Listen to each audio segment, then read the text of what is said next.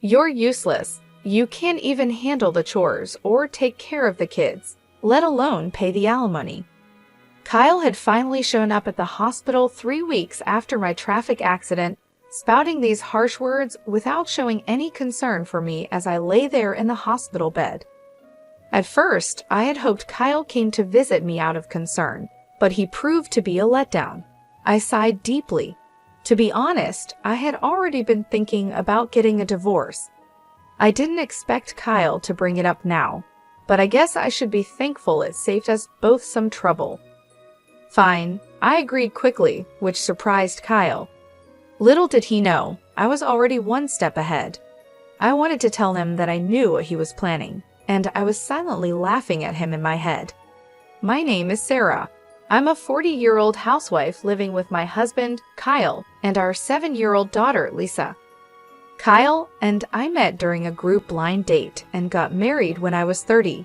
He was easy to talk to, and eventually, I fell for him and we started dating. Kyle was charming and the most handsome man at the table when we first met. When he expressed his interest in me, I felt flattered and proud. Kyle was incredibly romantic in our early days. He would surprise me with dessert plates and bouquets at fancy restaurants for my birthdays, take me on trips for our anniversaries, and write heartfelt letters at just the right moments. I felt so lucky to have him and eagerly accepted his marriage proposal, imagining a life full of surprises and excitement even after marriage. But once we were married, things took a turn. Hey Sarah, my dinner isn't ready yet? I've been working all day, and you can't even have dinner prepared when I get back? You're so lazy. Once married life began, he started demanding like he was the master of the house, and I was supposed to be his caretaker. At first, I was shocked by the change in him. I thought he was just joking. When we were dating, we used to laugh at each other's silly jokes. We imagined a sweet newlywed life where we'd call each other by cute nicknames and stay lovey-dovey even after having kids. But it turned out he wasn't joking at all. He treated me like a servant or something even worse. At first, I would laugh it off, thinking he was joking. But gradually, I realized he was serious. He really saw me as his caretaker, and that was frightening. After we got married, I had to quit my job, and we depended on the money Kyle earned. I was scared that if I didn't do as he said, he might cut me off financially, so I felt trapped. Honestly, Kyle's income wasn't great. I was making more when I was working. Kyle only finished high school and jumped from one job to another. His unstable work history continued, quitting jobs every year or two. It seemed Kyle felt insecure about his background and took out his frustrations on me. I'm sorry I got delayed with some errands, I told him once. Don't make excuses, just hurry up and make it, Kyle replied, sitting down with a cold beer. This had become a common scene, but each time I sighed and started cooking. My marriage made me miserable, but I managed to get by. The following year, our daughter Lisa was born, and my days became a series of struggles. As expected, Kyle didn't help much with Lisa. However, he would spoil her by buying her candy or toys she wanted. I tried to raise Lisa properly, so I scolded her when needed, which made her cling to Kyle even more. Lisa, you like Daddy, don't you? Kyle asked her once. Yeah, Daddy is cool. I love Daddy, Lisa replied. I knew it. I'm super dad, Kyle said, looking at me smugly. It was frustrating, but I couldn't help feeling glad that Lisa loved her father. I just sighed again. Despite his spoiling her, Kyle never attended any of Lisa's kindergarten events, like sports festivals or recitals. You know there's a parent-child race at Lisa's sports festival. Could you participate? I asked him. Huh? Why me? You're free that day. You do it, he responded. I'm busy with work every day, but the sports festival could be a great time for us to bond as parents. It's on a holiday, so you won't have to work, I said to Kyle. Shut up, we're already close enough. Maybe you should work on your relationship with Lisa. She thinks you're mean, you know. You might want to fix that, Kyle said, laughing as he left for work. Calling himself a super dad, yet he never shows up to school events. I was worried that Kyle's habit of being easy on himself, but hard on others, might influence Lisa. He continued to leave all the housework and childcare to me and was lazy at home. Now, Lisa is 5 years old and ready to start elementary school, but Kyle was still jumping from job to job. He had just quit his factory job last month and moved to a food and beverage company. I'll be working weekends at my new job since it's in the food industry, he said. Looks like we'll hardly see each other then. Can't be helped, it's work, I replied. Honestly, I was relieved because I was tired of Kyle ordering me around on weekends. Now, I wouldn't have to be nagged by him to clean the floor or serve meals quickly. But if Kyle was out on weekends, Lisa would be sad. It's better for kids to spend holidays with the whole family. I have work, so please let Lisa know, Kyle said. I couldn't really argue with Kyle since he was the one bringing in the money. Reluctantly, I went to tell Lisa, I'm sorry, but Daddy won't be able to go out with you on his day off. I thought Lisa would be upset, so I told her with a frown. However, contrary to my expectations, Lisa seemed unconcerned. It's okay. If you're okay with it, then it's fine. You know he's not going to be here on all weekends, right? Daddy has been smelling strange lately, she said. A strange smell? I asked, puzzled. Lisa nodded and went back to her room. What on earth was she talking about? I've been so busy with housework and taking care of our child that I hadn't noticed much about Kyle lately. Our marriage was not like it used to be, and I tried to avoid being around Kyle to keep things calm. The strange smell Lisa mentioned might be from the factory, I thought. Factories often use special solvents, so it made sense that Kyle could come home with a weird smell. If that was the case, the smell would probably go away soon. Kids are really honest, which is what makes them so endearing. Despite what he said, Kyle started leaving the house early in the morning, even on his days off, which was odd. He also left every weekday. If he was working weekends, he should have a day off during the week. He left without saying anything to me, so I couldn't tell if he was going to work or not. I became curious about what he was doing, leaving so early even on his days off. One day, I asked Kyle, "You seem to be going out every day off. What are you doing?" Kyle looked confused for a moment, then answered in an annoyed tone while scratching his head, "I'm working. I go to work voluntarily." "Really? But you should take care of yourself, or your body won't hold up," I replied. "Shut up. Don't complain about my job," Kyle snapped back. I didn't understand why he got so angry when he often complained about my housework and child rearing. I didn't believe what Kyle said. There's no way he, who usually avoids trouble, would go to work voluntarily on his days off.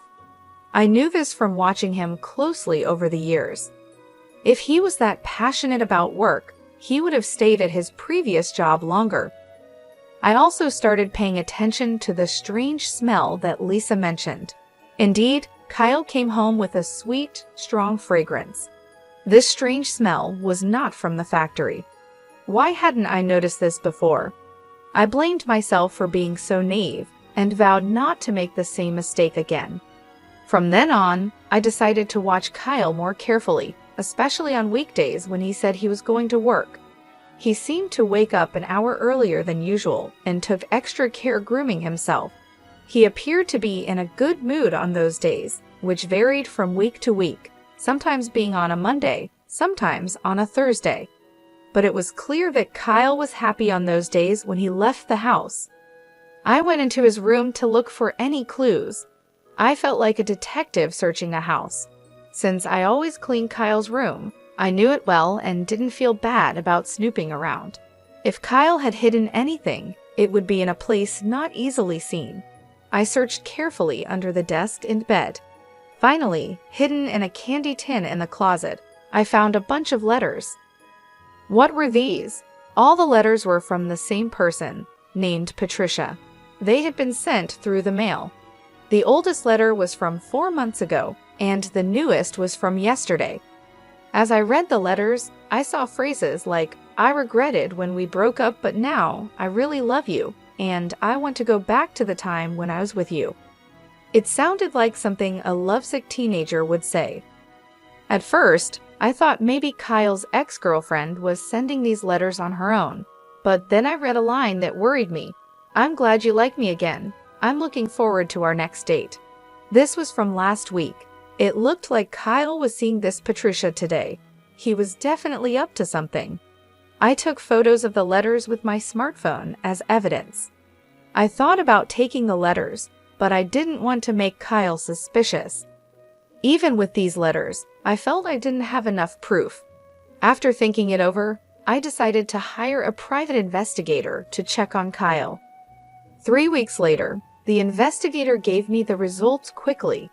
He brought photos of Kyle and Patricia close together in the park at night, and even a recording of them saying, "I love you" to each other. I accepted the facts calmly with solid proof in hand. I went to the municipal office and came back with a divorce form. Now that I knew Kyle was cheating, I had no reason to stay with him. I planned to confront him with the divorce papers the next time something happened. I returned home and let out a deep sigh. I was acting resolved, but honestly, I was heartbroken. I was upset with myself for having married someone as careless as Kyle. I was thinking about resting a bit before making dinner when my phone rang. "Hello, yes? Ah, Sarah, do you have time to talk?" "Yes, what's going on?" I was surprised to get a call from my father. He usually doesn't call me. "Actually, your mother and I were talking yesterday, and we're thinking about transferring our assets to you soon." "Huh? What happened?"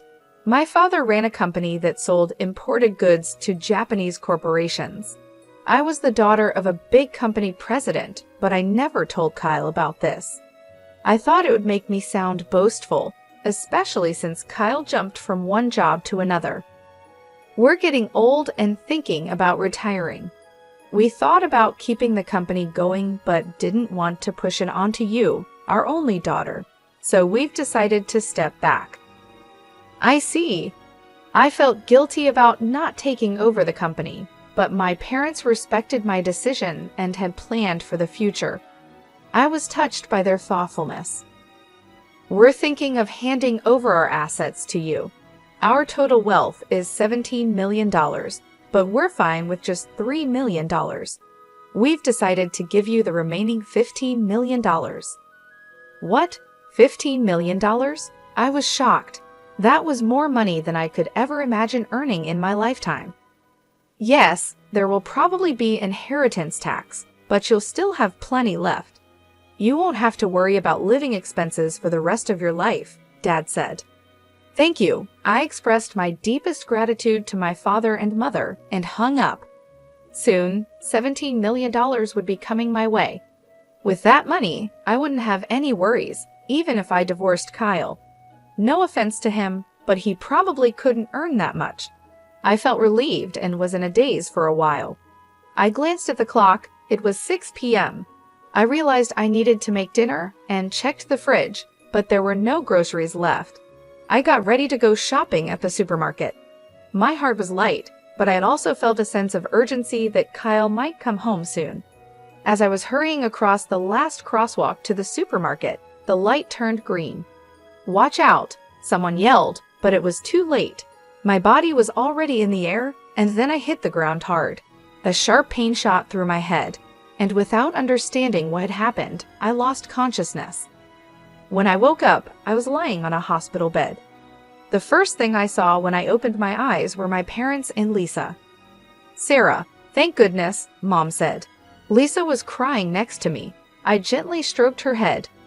"You were hit by a car and broke both legs. They say it will take 5 months to fully recover." 5 months. I felt dizzy thinking about being out of action for so long. From that day on, I was stuck in a wheelchair. Although the nurses took care of me, I felt frustrated and annoyed because I couldn't use my legs. During my stay in the hospital, my parents and friends visited me. My parents were taking care of Lisa now, since Kyle was always at work. I thought that was better for her. I was glad everyone visited, but Kyle never came. I started to doubt his care, thinking, aren't we husband and wife? However, 1 week after I was hospitalized, Kyle finally showed up. Hey, feeling good? Kyle asked sarcastically. Yes, man, it's a mess at home without me, I replied lightly. Kyle always complained about my housework as soon as he spoke, showing no empathy. I sighed, thinking he would be at least a little worried about me. What can I do? I was in a car accident. I snapped back when Kyle looked at me with disdain and said, You're useless if you can't do housework or take care of the child. That's the worst, and you should pay alimony. He said such horrible things to his hospitalized wife. Initially, I had hoped Kyle came to visit out of concern, but he was still disappointing. I sighed deeply. Honestly, I had been thinking about getting a divorce myself. I hadn't expected Kyle to bring up divorce today, but it saved me the trouble of arguing. Sure, I said, and Kyle looked surprised when I agreed. Unfortunately, I know what you're up to, I wanted to say, laughing inside.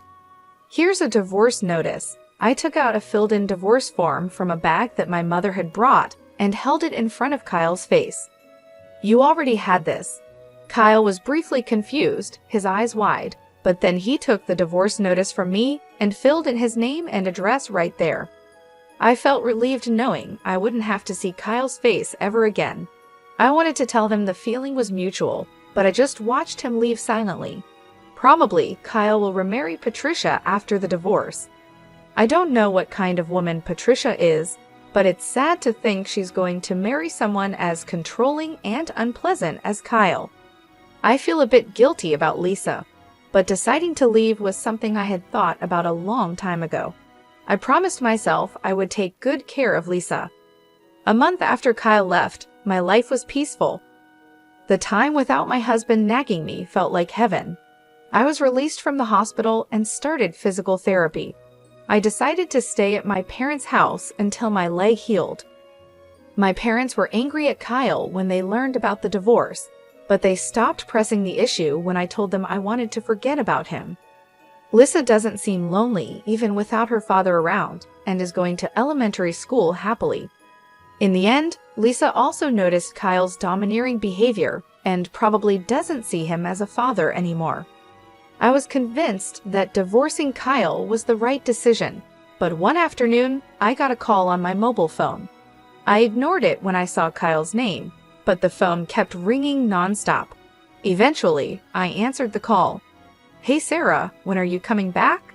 Kyle's words made no sense to me, and he sounded like he was about to start yelling. What do you mean, coming back? You remarried Patricia, didn't you? I replied. When I mentioned Patricia's name, Kyle sounded surprised and exclaimed, How do you know that? Did you think I didn't know you cheated? That's why I asked for alimony. Yes, that's right. But alimony and child support, I can't pay that. Why do I have to pay alimony anyway? You who never did the housework should be the one to pay, Kyle argued. I was shocked to hear Kyle's argument. I had asked for alimony and child support through a lawyer, but he hadn't paid yet. I knew Kyle didn't have a lot of money, but he should find a way to pay. Yet here he was, saying something ridiculous like I should be the one to pay alimony. I noticed your affair and gathered evidence. Did you see it from the lawyer? It seems that Kyle had already seen the evidence from the detective agency. That would make things easier, but him calling me was ridiculous. I wanted a divorce even before I found out about the affair because you never helped with housework or childcare, and you complained all the time. I'm not your housekeeper, you know, but it's good you're married now. You have someone else to look after you. But here's the thing, Patricia can't do housework. Before we got married, she said, leave everything to me. But once we got married, her cooking is terrible and she doesn't clean. I would have been better off with you. Marry me again. After all, you don't have any money, right? Lisa liked me too, didn't she? Kyle said, which annoyed me. What are you talking about? You divorced me and remarried. You're her partner, not my responsibility. And sorry to say, Lisa doesn't like you, and I have money. Don't lie to me. There's no way you have money. You were a housewife. You can't live without me. I had no intentions of telling Kyle about the fortune I inherited from my parents, but faced with his aggressive attitude, I had no choice but to reveal it. My parents are the CEOs. Recently, I inherited their assets. It's around $52 million in total, so I can live without working for the rest of my life. I could almost visualize Kyle gaping on the other end of the phone as he heard about this fortune. You're lying. There's no way you have such a huge amount of money. It's true. If you want, I can have my parents tell you. With that, Kyle finally seemed to believe my words and fell silent. Then he suddenly yelled, "If it's true, why didn't you tell me?" Well, I wanted to tell you, but I knew about your affair and I thought the worst of you, so I thought it didn't matter at that point. I hadn't yet inherited the assets, and there was no issue of property distribution. Kyle bit his lip in frustration. He probably never imagined I had such assets. He must be regretting that he should have never divorced me. But I didn't want to suffer his terrible behavior anymore. Can I hang up now? Please pay the alimony properly, reflect on your actions, and never call me again. Goodbye. With that, I hung up the phone. I immediately blocked Kyle's number so he couldn't call anymore. Mom, who were you talking to? Lisa walked into the room and asked curiously. Just a friend, I replied. But Lisa, do you want to go to the amusement park this weekend? Yes, Lisa smiled happily. Seeing her smile reminded me that her happiness was all that mattered to me. A few days later, I heard that Kyle had broken up with his new wife, Patricia. They argued because she wouldn't do housework, and Patricia ended up leaving him. Kyle, having been divorced twice in a short time, would probably find it hard to get married again. I hoped he would stay single for a while to prevent more people from getting hurt. After the divorce, Kyle lost his motivation and quit his job at the restaurant. He would probably find another job, but it might take him some time to get his life back on track. I felt a bit sorry for him, but his problems were his own doing. I blocked his calls so he couldn't ask me for money, and I avoided places where we used to go together. In my life, Kyle had virtually disappeared. Eventually, Kyle paid the alimony but ended up in debt. I don't know how he'll manage, but I hope he learns from his mistakes. I'm still living comfortably at my parents' house. They told us we could stay as long as we like. After my legs fully healed, I started part-time work at a local flower shop. Even though I don't need to work, I find it better to be active and leave the house. I work hard on weekdays and spend weekends having fun with Lisa and my parents. I feel more joy in life than before and want to keep living happily with the people I love. I cherish these happy moments, especially when I see Lisa's smile.